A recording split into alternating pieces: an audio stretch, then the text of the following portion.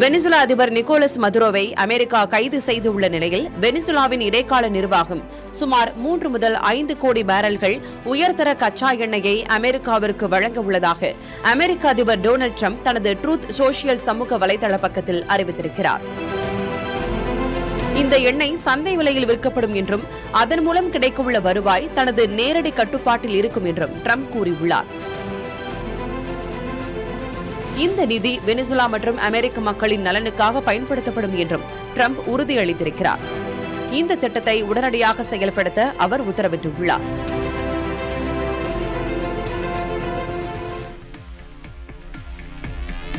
Denmark கட்டுப்பாட்டில் உள்ள Greenland தீவை விலைக்கு வாங்குவது குறித்து பாதுகாப்பு குழுவுடன் அதிபர் டிரம்ப் ஆலோசித்து வருவதாக வெள்ளை மாளிகை வட்டாரங்கள் தெரிவிக்கின்றன. இதுகுறித்து பேசிய வெள்ளை மாளிகை செய்தி தொடர்பாளர் கரோலின் லெவிட், ஆர்க்டிக் பகுதியில் ரஷ்யா சீனாவின் ஆதிக்கத்தை தடுக்கவும் அமெரிக்காவின் பாதுகாப்பை உறுதி செய்யவும் இந்த நடவடிக்கை அவசியம் என ட்ரம்ப் கருதுவதாக குறிப்பிட்டார். மேலும் இது தொடர்பாக பேச்சுவார்த்தை மூலம் முடிவு காண முன்னுரிமை அளிக்கப்படும் எனவும் கரோலின் லெவிட் தெரிவித்தார்.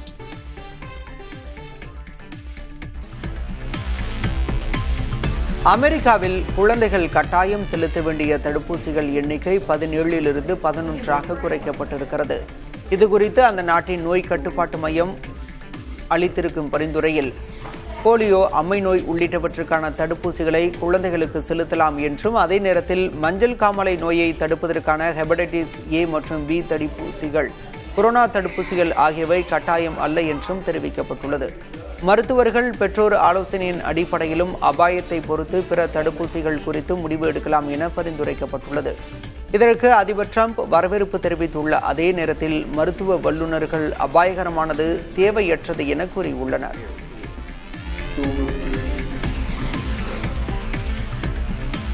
அமெரிக்காவில் கல்வி பயிலும் இந்திய மாணவர்கள் அந்நாட்டு சட்டங்களை மீறினால் மாணவர் விசா உடனடியாக ரத்து செய்யப்படலாம் என அமெரிக்க தூதரகம் எச்சரிக்கை விடுத்துள்ளது. குற்றச்செயல் தொடர்பாக கைது செய்யப்பட்டாலோ அல்லது சட்ட விதிகளை மீறினாலோ விசா ரத்து மற்றும் நாடு கடத்தல் நடவடிக்கைகள் எடுக்கப்படும் என தெரிவித்துள்ளது.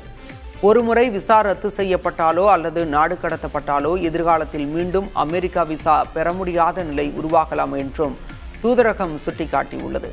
மேலும் அமெரிக்க விசா என்பது உரிமை அல்ல, அரசு வழங்கும் சலுகை மட்டுமே என கூறி மாணவர்கள் சட்டங்களை கடைபிடித்து நடந்து கொள்ள வேண்டும் என அறிவுறுத்தியுள்ளது.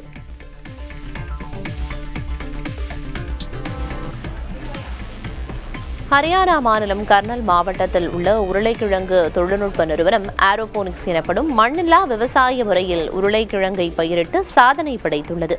இம்முறையில் செடிகள் காற்றில் தொங்கவிடப்பட்டு அவற்றின் வேர்களுக்கு தேவையான நீர் மற்றும் ஊட்டச்சத்துக்கள் தெளிக்கப்படுகின்றன. வழக்கமான விவசாயத்தில் ஒரு செடியில் 5 to 8 வரை மட்டுமே உருளைக்கிழங்குகள் கிடைக்கும். ஆனால் ஏரோபோனிக்ஸ் முறையில் 35 முதல் 50 உருளைக்கிழங்குகள் வரை அறுவடை செய்ய முடியும். இதில் 90 விழுக்காடு வரை நீர் சேமிக்கப்படுகிறது. மண் இல்லாததால் நோய் தாக்குதல் இன்றி தரமான விதைகள் உருவாகின்றன.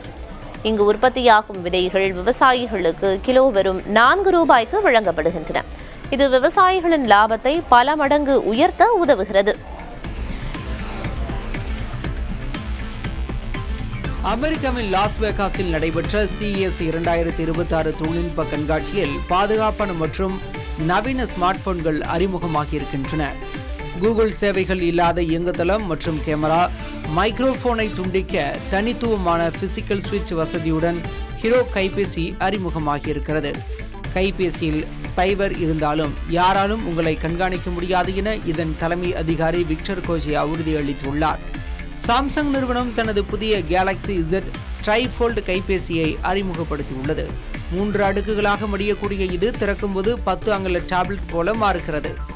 நவீன யுகத்துக்கு மாறாக சமூக வலைத்தளங்கள் இல்லாத கருப்பு வெள்ளைத்திரையுடன் கூடிய முதிதா கோம்பேக்ட் கைபேசி டிஜிட்டல் போதையை குறைக்க அறிமுகப்படுத்தப்பட்டுள்ளது.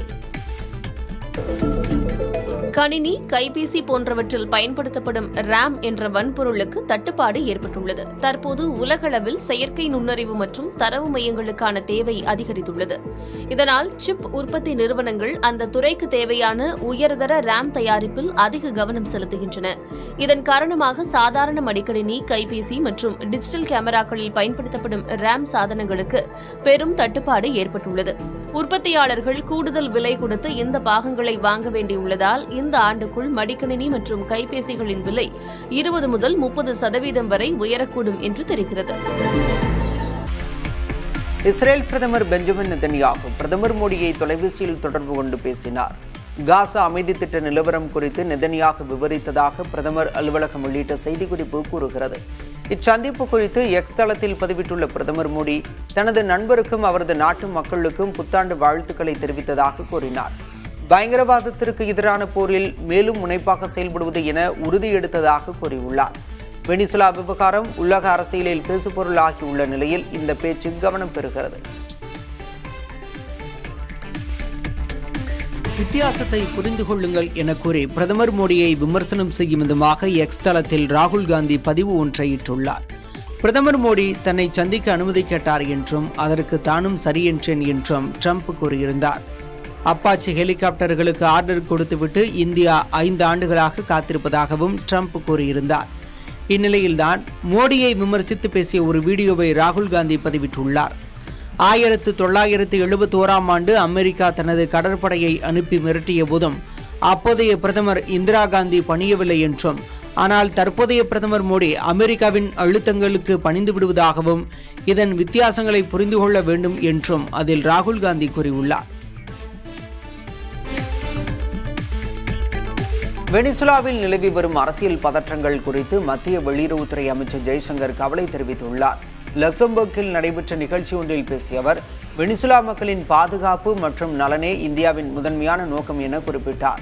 வெனிசுலாவுடன் இந்தியா நீண்ட காலமாக நல்லுறவு கொண்டுள்ளதை சுட்டிக்காட்டிய அவர் அனைத்து தரப்பினரும் ஒன்றிணைந்து அமைதியான முறையில் பேச்சுவார்த்தை நடத்தி பிரச்சனையை தீர்க்க வேண்டும் என வலியுறுத்தியுள்ளார். மகாராஷ்டிராவில் மாநகராட்சி தேர்தலில் கட்சிகள் கூட்டணிகளை உடைத்து எதிர்த்தரப்பு கட்சிகளுடன் இணைந்து போட்டியிடும் நிகழ்வு அதிகமாக உள்ளது. இதில் உச்சகட்டமாக அம்பர்நாத் மாநகராட்சி மேயர் தேர்தலில் பாஜகவும் காங்கிரசும் கூட்டணி அமைத்தன.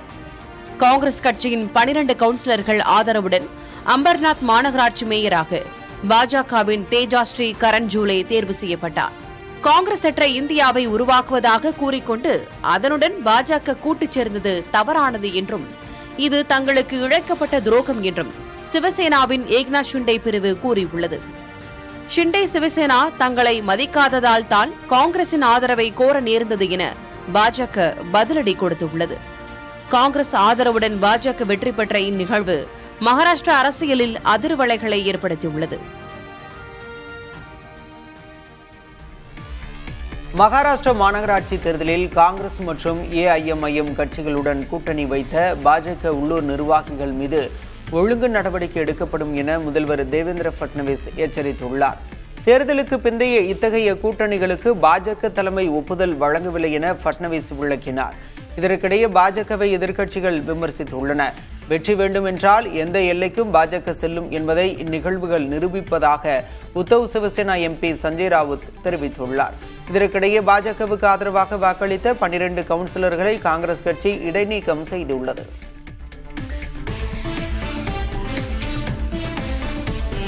மகாராஷ்டிரா மாநிலம் அம்பர்நாத் மாநகராட்சியில் மாநில தலைமையின் அனுமதியின்றி பாஜகவுடன் கூட்டணி அமைத்ததாக கூறி அம்பர்நாத் நகர காங்கிரஸ் தலைவர் பிரதீப் பாட்டீல் கட்சியிலிருந்து இடைநீக்கம் செய்யப்பட்டுள்ளார். மாநில காங்கிரஸ் கமிட்டி தலைவர் ஹர்ஷவர்தன் உத்தரவின் பேரில் இந்த நடவடிக்கை எடுக்கப்பட்டுள்ளதாக அறிவிக்கப்பட்டுள்ளது.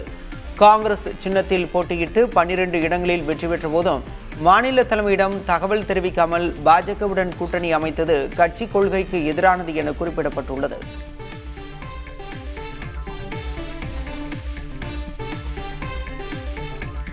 ரயில் மோதி விலங்குகள் பாதிக்கப்படுவதை தடுப்பதில் தமிழக அரசு வெற்றி கண்டுள்ளதாக உச்சநீதிமன்றம் பாராட்டியுள்ளது. தெருநாய் பிரச்சினை தொடர்பான வழக்கின் விசாரணை உச்சநீதிமன்றத்தில் நடைபெற்று வருகிறது. இதில் அஸ்ஸாம் போன்ற மாநிலங்களில் ரயில் தண்டவாளங்களை கடக்கும்போது விலங்குகள் அடிக்கடி உயிரிழப்பதாக ஒரு மனுதாரர் கவலையை முன்வைத்தார். இதற்கு பதிலளித்த நீதிபதிகள், கோயம்புத்தூர் மதுக்கரை வனப்பகுதியில் செயற்கை நுண்ணறிவு, இன்ஃப்ராரெட் மற்றும் ஜியோ டேகிங் முறைகளை பயன்படுத்தி யானைகளின் நடமாட்டத்தை முன்கூட்டியே கண்டறிந்து விபத்துகளை தடுப்பதில் தமிழ்நாடு அரசு வெற்றிகரமாக செயல்பட்டு வருவதை சுட்டிக்காட்டினர். அதிமுகவுடன் பாமக கூட்டணி வைத்தவுடன் திமுகவுக்கு பயம் வந்துவிட்டதாக அக்கட்சியின் தலைவர் அன்புமணி விமர்சித்துள்ளார். கடலூரில் நடைபெற்ற பாமக பொதுக்கூட்டத்தில் உரையாற்றிய அவர், அதிமுகவுடன் பாமக இணைந்திருப்பது தங்களுக்கு ஒரு தொடக்கம் என்றும் திமுக ஆட்சிக்கு ஒரு முடிவு எனவும் விமர்சித்தார்.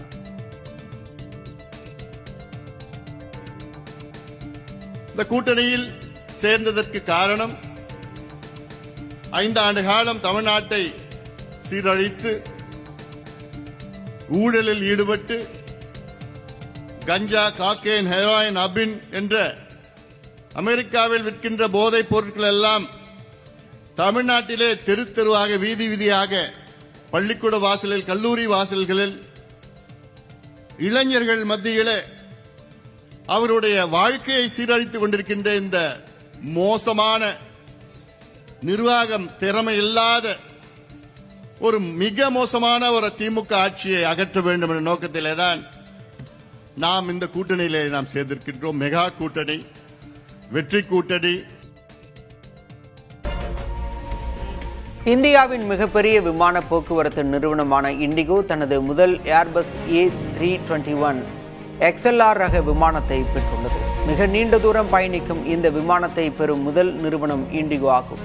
இந்த மாத இறுதியில் மும்பை மற்றும் டெல்லியிலிருந்து கிரீஸ் நாட்டின் ஏதென்ஸ் நகரத்திற்கு நேரடி விமான சேவையை தொடங்க இண்டிகோ திட்டமிட்டுள்ளது. 8700 கிலோமீட்டர் தூரம் வரை இடைநிற்காமல் பறக்கும் திறன் கொண்ட இந்த விமானம் சர்வதேச பயணங்களை மேலும் எளிதாக்கும் என எதிர்பார்க்கப்படுகிறது.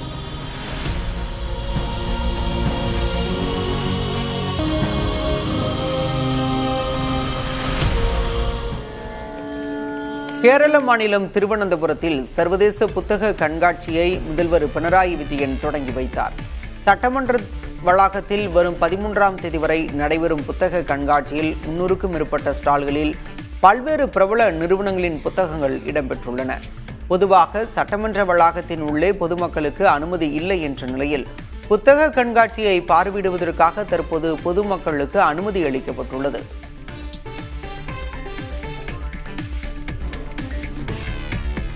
டெல்லி கலவர வழக்கில் தொடர்ந்து ஜாமீன் மறுக்கப்படும் நிலையில் உண்மை இறுதியில் வெல்லும் என்று ஷர்ஜில் இமாம் நம்பிக்கை தெரிவித்துள்ளார்.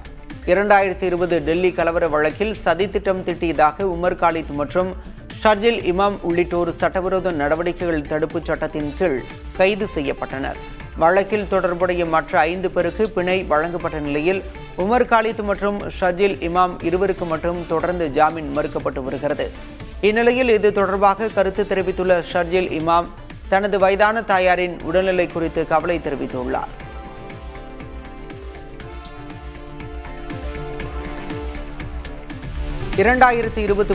ஆண்டு கொண்டுவரப்பட்ட வன பாதுகாப்பு சட்ட திருத்தங்கள் இந்தியாவில் வன மேலாண்மையை தனியார்மயமாக்க வழிவகுத்துள்ளதாக காங்கிரஸ் கட்சி குற்றஞ்சாட்டியுள்ளது. மத்திய சுற்றுச்சூழல் மற்றும் காலநிலை மாற்றத்திற்கான அமைச்சகம் ஜனவரி 2, 2026 அன்று வெளியிட்ட சுற்றறிக்கையை சுட்டிக்காட்டி முன்னாள் அமைச்சர் ஜெயராம் ரமேஷ் விமர்சித்துள்ளார். இந்த புதிய விதிகளின்படி வன நிலங்களை குத்தகைக்கு விடுதல் மற்றும் காடு வளர்ப்பு பணிகளில் அரசு சாரா தனியார் நிறுவனங்களை ஈடுபடுத்த வழிவகை செய்யப்பட்டுள்ளது. வன பாதுகாப்பு என்பதை தாண்டி வன வளங்களை வருவாயீட்டும் நோக்கில் பயன்படுத்துவதற்கு இந்த திருத்தங்கள் முன்னுரிமை அளிக்கின்றன என காங்கிரஸ் கவலை தெரிவித்துள்ளது. வெனிசுலா மீது அமெரிக்கா விதித்துள்ள பொருளாதார மற்றும் கடற்படை தடைகளை மீறி அங்கிருந்து கச்சா எண்ணெய் எடுத்துச் செல்ல முயன்றதாக கூறப்படும் ரஷ்யா கொடியுடன் இயங்கிய எண்ணெய் கப்பலை அமெரிக்க படைகள் கைப்பற்றின. கரிபியன் கடல் பகுதியில் சர்வதேச கடல் எல்லைக்கு அருகே சென்று கொண்டிருந்த இந்த கப்பலை அமெரிக்க கடற்படை மற்றும் சிறப்பு படையினர் ஹெலிகாப்டர்கள் மற்றும் அதிவேக படகுகள் மூலம் வழிமறித்தனர். கப்பலில் ஏறி சோதனை நடத்திய பிறகு அதை முழுமையாக அமெரிக்க கட்டுப்பாட்டுக்குள் கொண்டு வந்ததாக தெரிவிக்கப்பட்டுள்ளது.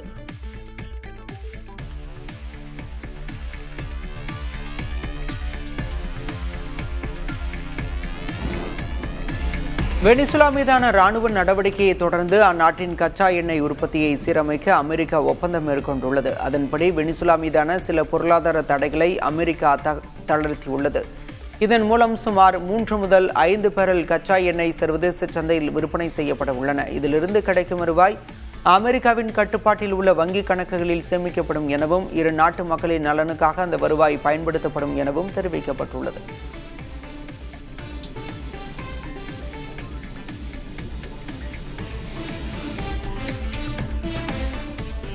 தனக்கு நோபல் பரிசு வழங்காதது குறித்து அமெரிக்க அதிபர் ட்ரம்ப் அதிருப்தி தெரிவித்துள்ளார். இதுகுறித்து தனது ட்ரூத் சமூக வலைதள பக்கத்தில் பதிவிட்டுள்ள அவர், தான் ஒற்றையாளாக 8 போர்களை நிறுத்தியதாக குறிப்பிட்டுள்ளார். இவ்வளவு செய்தும் தனக்கு நோபல் அமைதி பரிசை வழங்காதது முட்டாள்தனமான செயல் எனவும் விமர்சித்துள்ளார். மேலும் நேட்டோ அமைப்பில் உள்ள நாடுகள் அமெரிக்காவிற்கு தேவைப்படும் போது கை கொடுக்குமா என்பது சந்தேகம் எனவும் ட்ரம்ப் குறிப்பிட்டுள்ளார்.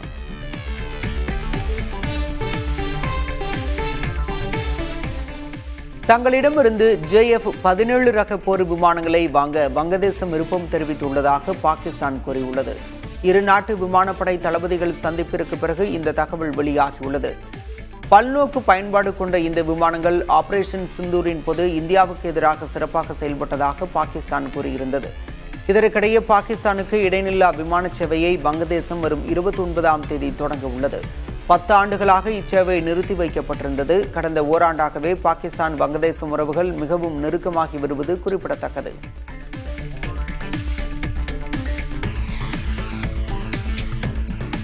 வடகிழக்கு சீனாவின் ஹார்பின் நகரில் புகழ்பெற்ற சர்வதேச பனிச்சிற்ப திருவிழா கோலாகலமாக தொடங்கியுள்ளது. இந்த ஆண்டு போட்டியில் பல்வேறு நாடுகளைச் சேர்ந்த 25 அணிகள் பங்கேற்று பிரம்மாண்டமான பனிப்பாறைகளில் நுணுக்கமான கலை படைப்புகளை உருவாக்கி வருகின்றனர்.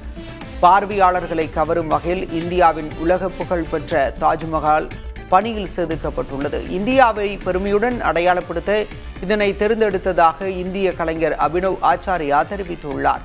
ஜனவரி 5 அன்று தொடங்கிய இந்த மாபெரும் திருவிழாவும் பல்வேறு பனி விளையாட்டுகளுக்கும் பிப்ரவரி மாதம் வரை நீடிக்கும்.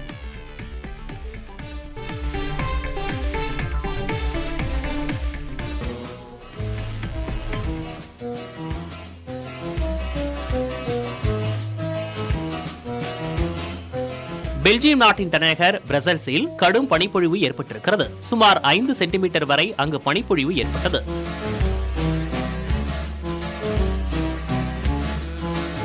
இதனால் சாலைகள் வழுக்கும் அபாயம் இருப்பதாக வானிலை ஆய்வு மையம் நாடு தழுவிய எச்சரிக்கை விடுத்துள்ளது. பனிப்பொழிவு காரணமாக பிரசல்ஸின் வரலாற்று சிறப்புமிக்க கிராண்ட் பிளேஸ் பகுதியில் சுற்றுலா பயணிகளின் வருகை குறைவாகவே காணப்பட்டது. வரும் நாட்களில் கடும் குளிர் மற்றும் கூடுதல் பனிப்பொழிவு நீடிக்கும் என கணிக்கப்பட்டுள்ளதால் ஐரோப்பா முழுவதும் விமான சேவை ரத்து, ரயில் தாமதம் அதிகரிக்கக்கூடும் என்று எதிர்பார்க்கப்படுகிறது.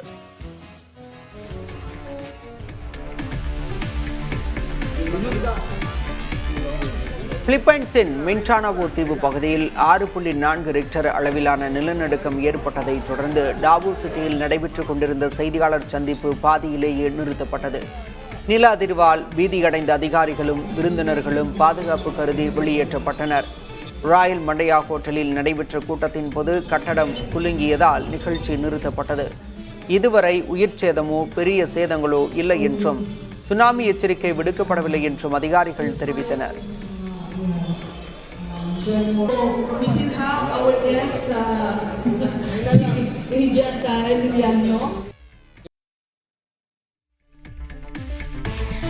உதயநிதி கைக்குழந்தையாக இருந்தபோது திரையரங்குக்கு சென்று பாக்யராஜ் படம் பார்த்ததாக முதல்வர் மு.க. ஸ்டாலின் தெரிவித்துள்ளார். இயக்குனர் பாக்யராஜ் திரையுலகில் 50 ஆண்டுகளை நிறைவு செய்ததையொட்டி சென்னையில் பாராட்டு விழா நடைபெற்றது. நிகழ்ச்சியில் நடிகர் கமல்ஹாசன், சரத்குமார் உள்ளிட்டோர் கலந்து கொண்டனர். விழாவில் பேசிய முதல்வர் மு.க. ஸ்டாலின் பாக்யராஜ் படங்கள் குடும்பத்தோடு பார்க்க தகுந்தவை என புகழாரம் சூட்டினார். சென்னை குரோம்பேட்டையில் புதிதாக கட்டப்பட்ட ரயில்வே சுரங்கப்பாதையை துணை முதல்வர் உதயநிதி ஸ்டாலின் திறந்து வைத்தார். குரோம்பேட்டையில் GST சாலையிலிருந்து ராதாநகர் செல்வதற்கு ரயில்வே தண்டவாளத்தை கடந்து செல்ல மக்கள் கடும் சிரமத்தை சந்தித்து வந்தனர். மக்கள் கோரிக்கையை தொடர்ந்து 15 கோடி ரூபாய் செலவில் ரயில்வே சுரங்கப்பாதை அமைக்கும் பணிகள் நடைபெற்று வந்தன. பணிகள் முடிவுற்ற நிலையில் புதிய சுரங்கப்பாதையை துணை முதல்வர் உதயநிதி திறந்து வைத்தார்.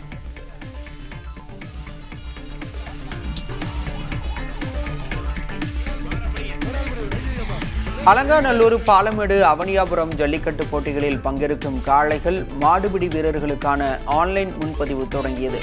ஏராளமான வீரர்கள் மற்றும் காளைகளின் உரிமையாளர்கள் முன்பதிவு செய்து வருகின்றனர். இன்று மாலை 5 மணி வரை முன்பதிவு செய்து கொள்ளலாம் என தெரிவிக்கப்பட்டுள்ளது. ஒரு போட்டியில் பங்கேற்கும் காளைகள் மற்றும் மாடுபிடி வீரர்கள் மாற்றுப் போட்டியில் பங்கேற்க முடியாது என்றும், முறைகேடுகளை தடுக்க QR கோடு இணைப்புடன் டோக்கன் வழங்கப்படும் எனவும் கூறப்பட்டுள்ளது.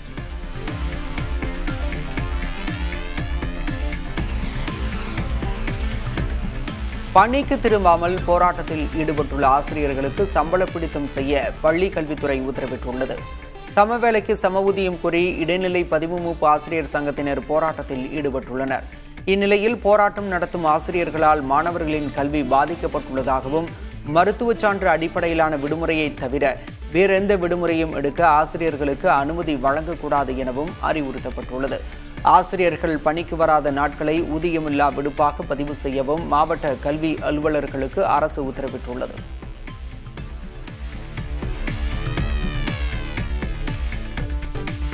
முட்டை விலை மேலும் 20 காசுகள் குறைந்தது. முட்டை ஒன்றின் பண்ணை கொள்முதல் விலை 20 காசுகள் விலை குறைந்து ₹5.80 விலை நிர்ணயம் செய்யப்பட்டுள்ளது. கடந்த டிசம்பர் மாதம் 23ஆம் தேதி முட்டை விலை ₹6.40 இருந்த நிலையில் 4 நாட்களில் 60 காசுகள் வரை குறைந்துள்ளது. அதிக அளவு முட்டை தேக்கமடைந்துள்ளதால் விலை குறைந்துள்ளதாக கோழி பண்ணையாளர்கள் தெரிவித்துள்ளனர்.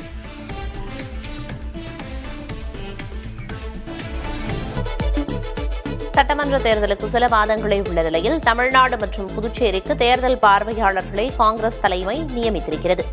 அதன்படி காங்கிரஸ் மூத்த தலைவர்களான முகுல் வாஸ்னிக், உத்தம்குமார் ரெட்டி, காசி முகமது நிஜாமுதீன் ஆகியோர் நியமிக்கப்பட்டுள்ளனர். இதனுடன் கேரளா, அசாம், மேற்கு வங்கம் ஆகிய மாநிலங்களுக்கும் தேர்தல் பார்வையாளர்களை காங்கிரஸ் நியமித்துள்ளது.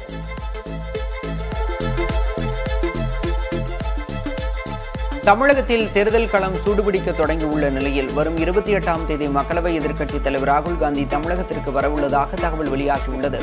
காங்கிரஸ் கட்சியின் கிராம கமிட்டி மாநாட்டில் கலந்து கொள்ள ராகுல் காந்தி வர இருப்பதாக கூறப்படுகிறது. திமுக காங்கிரஸ் இடையே கூட்டணி பேச்சுவார்த்தை உறுதியாகாத நிலையில் ராகுலின் இந்த பயணம் முக்கியத்துவம் பெற்றுள்ளது. திருப்பரங்குன்றம் மலையில் தீபம் ஏற்றும் விவகாரத்தில் நீதிபதி GR சுவாமிநாதனுக்கு எதிரான புத்தகத்தை பறிமுதல் செய்ய உயர்நீதிமன்றம் உத்தரவிட்டுள்ளது. வேலூரைச் சேர்ந்த நவீன் பிரசாத் என்பவர் தொடர்ந்த வழக்கில் தலைமை நீதிபதி MM ஸ்ரீவஸ்தவா மற்றும் நீதிபதி G அருள்முருகன் அமர்வு இந்த உத்தரவை பிறப்பித்தது. அறிவுசார் தளமான புத்தக காட்சியில் இதுபோன்ற புத்தகங்களுக்கு எப்படி அனுமதி வழங்கப்பட்டது என்று நீதிபதிகள் கேள்வி எழுப்பினர். ஆந்திராவில் ஒரே நாளில் 28.95 கிலோமீட்டர் நீளத்திற்கு நெடுஞ்சாலை அமைத்து புதிய கின்னஸ் சாதனை படைக்கப்பட்டுள்ளது. பெங்களூரு கடப்பா விஜயவாடா பாதையில் ஒரு பகுதியில் ராஜ்பாத் இன்ஃப்ராகான் என்ற நிறுவனம் இவ்வளவு குறைந்த காலத்தில் சாலை அமைத்து சாதனை படைத்துள்ளது. இதில் 10,675 மெட்ரிக் டன் பிட்டுமினாஸ் கான்கிரீட் பயன்படுத்தப்பட்டுள்ளது. இதுகுறித்து எக்ஸ் தளத்தில் பதிவிட்டுள்ள ஆந்திர முதல்வர் சந்திரபாபு நாயுடு, இந்தியா கட்டமைக்கிறது, ஆந்திரா செய்து காட்டுகிறது என தெரிவித்துள்ளார்.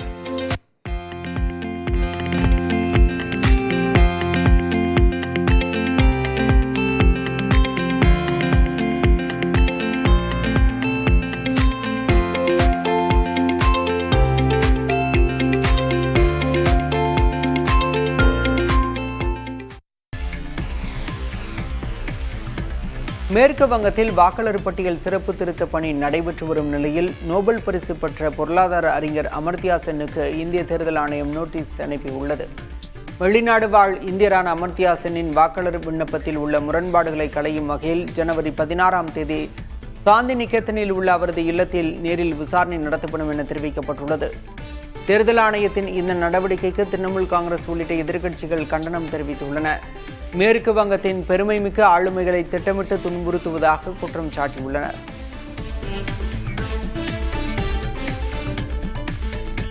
திருப்பரங்குன்றம் வழக்கில் மனுதாரர் ராம ரவிக்குமார் உச்சநீதிமன்றத்தில் கேவிட் மனு தாக்கல் செய்துள்ளார். மதுரை திருப்பரங்குன்றம் மலை உச்சியில் உள்ள தீபத்தூணில் தீபம் ஏற்றலாம் என்ற மதுரை அமர்வின் தீர்ப்பை சென்னை உயர்நீதிமன்றம் உறுதி செய்ததற்கு எதிராக உச்சநீதிமன்றத்தில் மேல்முறையீடு செய்யப்பட்டுள்ளதாக அமைச்சர் ரகுபதி தெரிவித்திருந்தார்.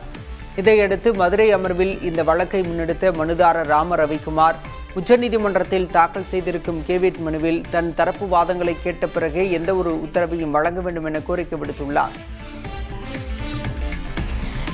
பழமை வாய்ந்த கோயில்கள், தேவாலயங்களை இடிக்கும் போது சட்டவிரோதமாக அமைக்கப்பட்ட புத்த விகாரையை ஏன் இடிக்கக்கூடாது என்று இலங்கை நாடாளுமன்றத்தில் தமிழ் MP ஸ்ரீதரன் கேள்வி எழுப்பியுள்ளார். தையிட்டி கிராமத்தில் அமைக்கப்பட்ட புத்த விகாரைக்கு எதிரான போராட்டத்தின் போது காவல்துறையினர் அத்துமீறி நடந்து கொண்டதை குறிப்பிட்டுள்ளார்.